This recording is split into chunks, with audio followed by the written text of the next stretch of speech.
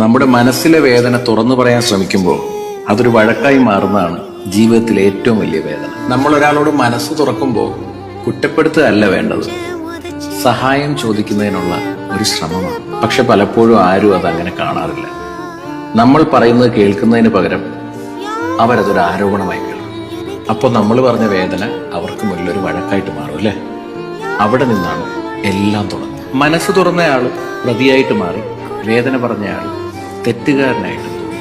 അപ്പോൾ നമ്മളൊരു കാര്യം പഠിക്കും, ചില വേദനകൾക്ക് ശബ്ദം കൊടുത്താൽ അത് മനസ്സിലാക്കപ്പെടില്ല. ചില കാര്യങ്ങൾ നമ്മൾ പറയാതെ തന്നെ അങ്ങ് സൂക്ഷിച്ചു വെക്കണം.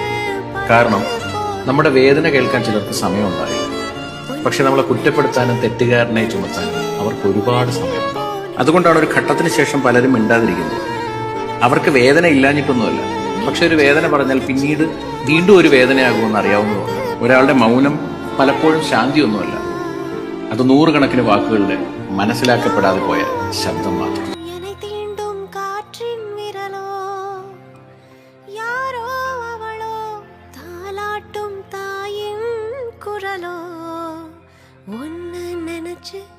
நினைச்சு உருகி போனேன் மெழுகா, நெஞ்ச உதச்சு உதச்சு பறந்து போன அழகா.